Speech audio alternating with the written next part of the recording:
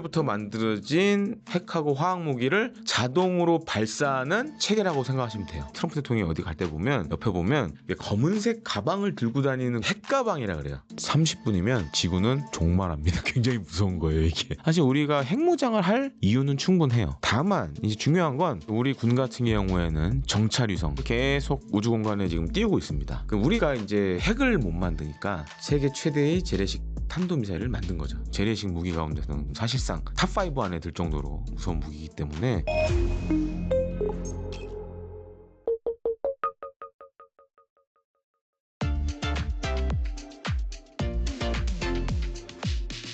많은 구독자분들이나 시청자분들은 아마 죽음의 손 처음 들어보셨을 겁니다. 그래서 이게 과거에 한번 책으로 나온 적이 있어요. 그래서 저도 이 책을 굉장히 감명 깊게 읽었는데 이걸 생각하시면 돼요. 데드 핸드라고, 영어로 하면 이제 데드 핸드라고 그러는데, 소련 시절부터 만들어진 일종의 러시아의 핵에 더해서 대량 살상 무기, 여기 화학 무기도 들어가 있습니다. 핵하고 화학 무기를 자동으로 발사하는 체계라고 생각하시면 돼요. 그래서 보통 이제 미국도 그렇고 러시아도 그렇고 이제 뭐 미국의 트럼프 대통령이 어디 갈 때 보면 옆에 보면 검은색 가방을 들고 다니는 군인이 한 명 있어요. 그게 보통 이제 핵가방이라 그래요. 그래서 뉴클리어 풋볼, 영어로 하면 이제 많이 얘기하는데, 근데 이제 많은 분들이 핵가방 하면 마치 거기에 무슨 핵무기가 있는 것처럼 생각하시는데 그렇지는 않고 핵 발사를 승인하는 그 절차를 수행할 수 있는 장비가 들어있어요. 근데 이제 러시아도 똑같은 게 있습니다. 체계시라고 그래가지고 비슷한 게 있는데, 그게 작동이 되면 미국의 대통령이든 러시아 대통령이든 핵 무장 발사 승인을 하는 거예요. 그러면 이제 미국은 또 별도의 시스템이 있고 러시아는 만약에 푸틴 대통령이 승인을 내리면 이 데드 핸드가 작동을 하는 거예요. 데드 핸드는 미국과하고 달리 자동으로 움직여요. 그러니까 구소련 시절부터 러시아의 군 통수권자가 이 작동을 시키면 멈출 수 없게 만들어놨어요. 굉장히 무서운 거죠.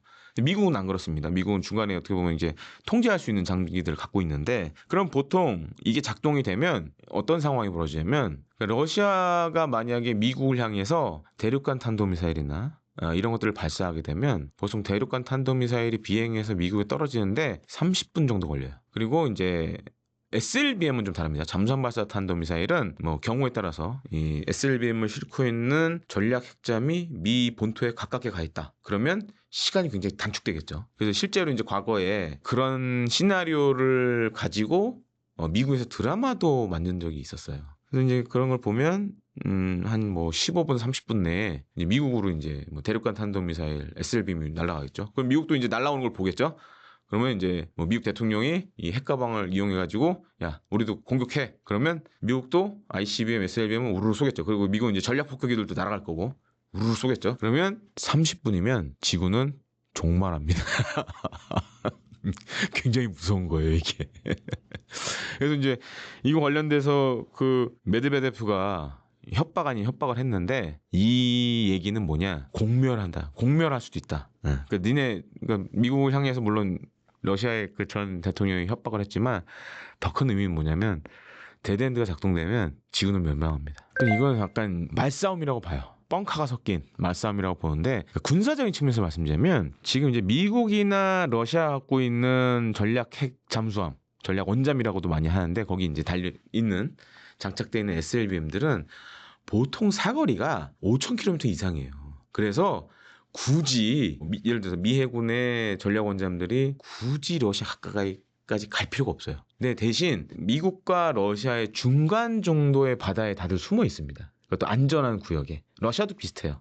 다들 그렇게 있어요. 그리고 ICBM이나 SLBM은 보통 비행 경로가 대부분 다 북극을 통해서 날아가요. 북극 쪽으로 날아가요. 왜냐? 최단거리거든요, 북극 쪽이. 그래서 북한이 미국의 미사일을 쏴도, 대륙간 탄도미사일 쏴도 우리 많은 분들이 착각하는데 태평양을 건너가는 개념이 아니에요. 그거는 거리가 너무 멀어. 그래서 북극 상공을 통과해서 보통 이제 미 본토로 떨어집니다. 이건 러시아나 미국도 마찬가지예요. 그래서 제가 봤을 때는 이제 트럼프 대통령이 잘 모르고 약간 이제 말싸움 한 것 같고, 근데 만약에 그렇게까지 뭐 러시아의 전략 원잠이 미국 가까이 간다. 아니면 이제 미국 해군의 전략 원잠이 러시아 가까이 간다. 이거는 상상을 초월하는 긴장이에요, 이거. 왜냐면 이거는 전략 핵무기가 다 연관이 되어 있기 때문에 잘못되면 정말 핵전쟁이 일어날 수 있어요. 그러니까 서로 말은 그렇게 하지만 이 위험성을 알기 때문에 실제로 그렇게 하기는 되게 어려울 것 같아요. 다만 지금 이제 우크라이나 전쟁 관련돼서 사실 트럼프 미 대통령이 이제 막 자기가 마치 대통령 되면 3일 만에 막 전쟁 끝낼 수 있다 얘기는 하지만 근데 지금 트럼프 대통령 취임한 지 꽤 됐죠. 근데 우크라이나 전쟁은 아직도 진행 중이죠. 그래서 지금 이제 3년을 거의 넘어가고 있는데 4년이 될지 5년이 될지 지금 모르는 상황으로 가고 있는데 그렇기 때문에 이거는 약간 이제 어떻게 보면 트럼프 대통령의 좀 짜증 섞인 좀 말로 봐야겠죠. 예. 과거 냉전 시절에 사실 그런 뭐 미국뿐만 아니라 당시 소련도 그렇고 그런 약간 위험스러운 일들이 몇 번 있었어요. 근데 이제 아주 간발의 차로 막 그 사람들이 막기도 하고 그런 경우도 있었는데 근데 이 미국과 러시아가 만약에 핵전쟁을 시작하면 결론은 한 가지입니다. 그냥 종말이에요. 그래서 좀 상상하고 싶지 않고. 그러니까 영화 그 터미네이터 보시면은 그 약간 영화 속이지만 실제로 그런 모습들이 보이잖아요. 그런 일이 실제로 일어나는 거예요. 만약 진짜 핵을 쏘게 되면 굉장히 끔찍한 일이죠. 그래서 보통 이제 미국 같은 경우에는 미국 대통령이 핵 가방을 통해서 핵 발사 승인하게 되면 ICBM 같은 경우 대륙간 탄도미사일 같은 경우에는 한 10분 만에 쏘게 돼 있어요. 반면에 이제 SLBM 잠수함 발사 탄도미사일은 뭐 한 15분 정도 이제 시간이 걸리거든요. 사실은 지구가 종말하는 데는 15분 정도면 다 생각만 해도 끔찍하네요. 그런 일 절대 일어나서 안 됩니다. 예. 우선은 좀 이걸 보셔야 될 것 같아요. 저도 몇 번 이제 달란트 투자에 나와서 핵무장 관련된 얘기를 했었는데 중요한 건 이겁니다. 우리 국민의 여론이에요. 우리 국민이 뭐 핵 개발을 해야 된다라고 결심하면 그때는 해야죠. 근데 아직은 좀 많은 분들이 그렇게까지는 생각 안 하시는 것 같고 그리고 그렇게 됐을 경우에 이제 몇 가지 문제가 생기겠죠. 예를 들어 지금 이제 우리나라 같은 경우에는 미국의 해구산에 의한 보호를 받고 있는데 뭐 이걸 일종의 이제 없애야 되는 상황이 올 수도 있고 그리고 이제 국제사회와 충돌이 생길 수도 있죠. 물론 이제 방법은 여러 가지가 있습니다. 국제사회와의 충돌을 피해갈 수 있는 방법. 그리고 이제 첫 번째로는 이제 북한이 핵을 일단은 우리가 인정은 안 하지만 갖고 있기 때문에 사실 우리가 핵무장을 할 이유는 충분해요. 그리고 국제사회를 설득할 수 있는 명분도 있고 다만 이제 중요한 건 최악의 상황이 또 발생할 수도 있고 만약 우리가 독자 핵무장을 하면 그리고 지금 이제 모든 전시의 이런 작전 계획이나 이런 것들이 미국의 해구상과 이렇게 밀접하게 엮여져 있어요. 작전 계획을 많이 이제 보완을 하면서 엮여져 있는 상황이고 그렇기 때문에 굳이 우리가 독자 핵 개발을 할 필요는 없는 것 같다라는 뭐 정치권이나 정부 일각에서 이런 얘기들이 나오고 있어서 뭐 당분간은 이제 좀 그런 얘기는 좀 잠잠해지지 않을까 이렇게 보고 있습니다. 일단 가장 중요한 거는 북한의 핵 발사 징후를 사전에 탐지하는 게 중요하겠죠. 그래서 지금 이제 우리 군 같은 경우에는 정찰위성 425 사업이라고 많이 얘기를 하는데 정찰위성을 계속 우주 공간에 지금 띄우고 있습니다. 근데 사실 이거 가지고는 좀 부족한 상황이에요. 4기 정도 지금 띄우려고 하는데 이후에도 뭐 계속 띄울 겁니다 이제. 그리고 정찰위성은 이 수명이 있어요. 수명이 닿으면 이제 계속 교체를 해줘야 돼요. 근데 지금 이제 좀 우리가 주목하게 봐야 될 게 뭐냐면 북한이 물론 이제 대륙간 탄도미사일 그다음에 뭐 중거리 탄도미사일 이런 것들 사거리 1000km 이상급의 것도 개발하고 있지만 사실 우리나라를 공격하는 데는 그렇게 긴 사정거리의 미사일이 필요 없어요. 그냥 300km, 500km 그냥 서울만 날리면 되니까. 근데 그런 것들은 이미 이제 기술적으로 다 완성이 된 상황이고 그래서 그리고 다 대부분 보면 다 움직이는 이동식 발사대입니다. 그래서 지금 이제 군에서도 가장 심각하게 보는 문제가 뭐냐면 우리가 물론 정찰성을 띄우고는 있지만 그런 이동식 발사대를 뭐 이렇게 4시간마다 감시할 능력은 아직 안 돼요. 그리고 지금 그 우주 궤도에 있는 정찰위성은 택도 없고 그래서 지금 좀 시급하게 해야 될 게 뭐냐면 그래서 이제 우리 군도 저궤도 정찰 위성 같은 걸 지금 많이 생각을 하고 있어요. 좀 작은 크기의 낮은 궤도에서 이제 여러 개의 위성을 띄워서 군집으로 이렇게 북한을 정찰할 수 있는 그런 체계들을 지금 확충하려고 하고 있고 또 한 가지로는 뭐 이제 저피탐 무인 정찰기, 그러니까 스텔스 성능을 가진 무인 정찰기 이런 것들도 지금 개발이 진행 중에 있고 그러니까 중요한 거는 물론 이제 북한을 효과적으로 때리는 수단도 중요하지만 징후를 파악할 수 있는 그런 정찰 수단들이 사실 많이 필요한 상황입니다. 이런 것들 위주로 좀 확충을 좀 시급히 할 필요가 있다. 이 밖에 이제 뭐 요격 체계라든가 한국형 미사일 방어 체계라든가 이런 것들은 하나 두 개씩 지금 갖춰져 있는데 사실 이제 전력화, 그러니까 군에 배치된 시점들이 좀 사실 늦어요. 2030년 후반 뭐 중반 뭐 이렇게 잡혀 있어서 그런 것들을 어떻게 하느냐 굉장히 중요한 관건이 될 거라고 보여집니다. 지난해 국군의 날에 처음 공개가 됐죠. 현무5라고 세계 최대의 재래식 탄두를 장착한 탄도미사일. 그래서 실제 이렇게 크기 그때 이제 물론 이제 무슨 이제 발사관에 담겨 있었지만 추정키로는 크기나 이런 무게나 봤을 때는 거의 미국이 갖고 있는 미니트맨 3 대륙간 탄도미사일하고 크기가 거의 비슷해요. 우리니까 이제 핵을 못 만드니까 세계 최대의 재래식 탄도미사일을 만든 거죠. 그래서 만약에 북한이 핵 공격 징후가 있다 이런 게 보이면 이제 현무5가 이제 동원이 되는 겁니다. 그래서 실제로 이제 제가 이제 군 관계자들 만나 보면 우리가 이제 보통 3축 체계라고 많이 얘기를 해요. 이제 킬체인, 그다음에 이제 한국형 미사일 방어 체계, 그다음에 한국형 대량 응징 보복 체계가 있습니다. 뭐 킬체인도 해당이 되고 대량 응징 보복도 이게 해당이 되지만 예를 들어서 한 10여 발에서 많게는 20여 발을 이 현무5를 평양에 쏴서 평양을 초토화시켜 버리겠다. 그러니까 지도상에서 없애버리겠다.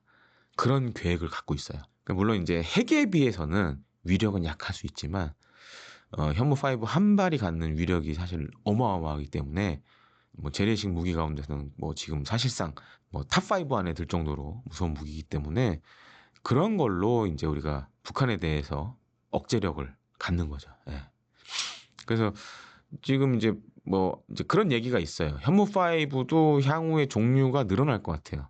제가 확인해 본 바로는 국군의 날 공개된 거는 사실 이제 벙커버스터 기능은 없고 대신에 이제 지상을 완전히 초토화시키는 아마 이제 8톤에서 9톤 정도의 열 압력탄을 내장을 한 것 같아요. 그러니까 순수하게 이제 관통 성능이 없고 그런 뭐 8, 9톤의 열 압력탄을 내장해서 지상에서 이제 터지는. 8톤, 9톤 열 압력탄이 터지면 아마 이제 강남구에 만약에 떨어진다고 예상을 해보면 이제 강남구가 거의 이제 지도상에서 이제 많이 초토화가 되겠죠. 이제 뭐 그런 정도의 위력을 가진 걸 지금 이제 하려고 그러고 이제 현무5 다시 2 그런 게 아마 이제 세계 최대 아마 벙커버스터 기능을 가진 탄도미사일이 될 걸로 지금 예상을 하고 있습니다. 한국형 핵 추진 잠수함에 관련돼서는 일종의 이제 비닉 사업, 비밀 사업으로 진행을 하고 있습니다. 그래서 저도 이제 세부 내용은 알고 있는데 비밀 사업이다 보니까 구체적으로 말씀을 드릴 수는 없어요. 다만 이제 좀 포괄적으로 말씀드리면 상상하는 것 외로 이제 많은 것들이 지금 진행이 되고 있습니다.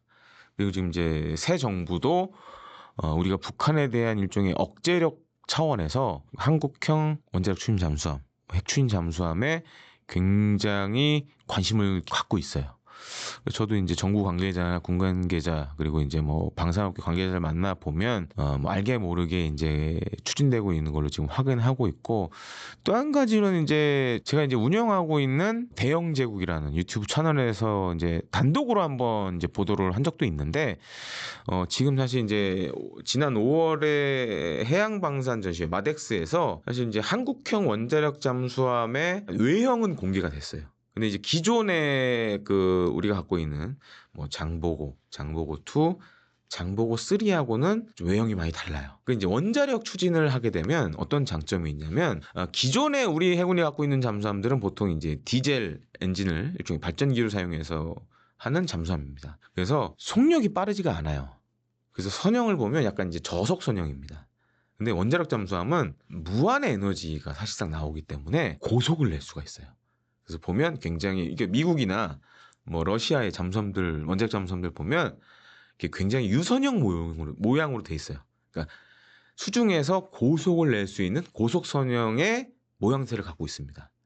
근데 이제 지난 5월에 마덱스에서 하나오션에서 공개한 이제 미래형 잠수함이라는 이름으로 나왔는데 요게 저도 이제 현장에서 업체 관계자하고 인터뷰도 하고 이제 알아봤는데 사실상 한국형 원자력 잠수함의 기본 외형으로 좀 이렇게 많이 얘기를 하시더라고요. 그래서 그런 외형이나 이런 것들은 지금 사실상 다 만들어진 상황입니다. 다만 이제 세부적인 것들을 어떻게 하느냐에 그런 문제가 좀 남아 있고, 그래서 이번 정부에서 정말 이제 관심을 갖고 어떻게 하느냐. 그리고 이전 정부에서도 사실 여러 가지 계속 반복해서 말씀드리지만 비닉 사업, 이제 비밀 사업으로 했기 때문에 지금 결과물들이 사실 없는 건 아니에요. 이번 정부가 어떻게 추진을 하냐에 따라서 정말 우리 한국형 원자력 잠수함이 나올 수도 있고 뭐 그런 상황이라고 좀 말씀을 드리고 싶습니다. 그렇습니다. 그 사실 오커스 그러니까 이제 전에 이제 바이든 행정부 때 영국하고 미국하고 이렇게 호주하고 3개국이 합의는 했는데 근데 이 호주의 지금 이 원자력 추진 잠수함은 이 미국만 있는 건 아니에요. 영국도 개입이 돼 있어요. 그래서 지금 이제 미국이 과연 이걸 계속 이렇게 미국, 영국, 호주로 같이 갈지 아니면 호주가 깨고 또 다른 걸 할지 약간 좀 애매한 상황이 됐어요. 지금 만약에 다시 원자력이 아니라 재래식으로 간다 그러면 어쩌면 가능성이 있어요. 그리고 지금 이제 캐나다 지금 우리가 만든 장보고 3 지금 이제 우리 해군에서 쓰고 있고 지금 이제 폴란드나 캐나다에 이제 제한이 되고 있는데 지금 캐나다 사업은 수주 가능성이 굉장히 높아요. 그러니까 지금 이제 뭐 들리는 바에 의하면 한 4개 국가가 이 캐나다 잠수함 사업에 지금 뛰어들었었는데 캐나다가 2개 국가로 줄였다 그러더라고요. 근데 그 중에 하나가 이제 뭐 그전에 이제 4개국 프랑스, 독일, 스웨덴, 우리나라 이렇게 있었는데 지금 스웨덴하고 우리나라만 남아 있다고 하더라고요. 2개 나라가 또 빠졌죠. 그래서 근데 스웨덴은 우리하고 비교해 봤을 때 상대적으로 잠수함이 좀 작아요. 거기는 한 1,800톤급이고 우리는 이제 3,000톤이 넘는 거니까. 근데 캐나다 입장에서는 지금 태평양에서도 작전을 해야 되고 대서양에서도 작전을 해야 되니까 멀리 멀리 나가야 돼요. 근데 그런 측면에서 봤을 때는 좀 개인적으로 봤을 때는 우리 장3가 좀 장보고 3가 유리한 상황이 아닌가. 그리고 이제 만약에 캐나다나 폴란드에서 수주를 하게 되면 거기에 이제 변수가 이제 호주가 만약에 원자력 잠수함 안 하겠다. 다시 디젤로 가겠다. 재래식으로 가겠다. 그러면 어쩌면 우리 장보고 3가 한번 도전해 볼 만하죠. 일단은 지금은 우리나라가 이제 뭐 장보고 3도 그렇고 이제 재래식인데 거기에 뭐 리튬이온 배터리 그다음에 공기 부료 추진 장치 예, 그런 걸 통해서 사실 잠항 시간을 거의 이제 한 달 가깝게 늘려놓긴 했어요. 근데 문제가 그래도 그건 이제 최대에 그렇게 있을 수 있는 거고 잠항 시간이 뭐 그게 사실 원자력 잠수함에 비해서는 사실 뭐 다소 적은 편이죠. 근데 원자력 잠수함은 사실은 해결료를 다 쓰기 전까지는 계속 작동을 해요.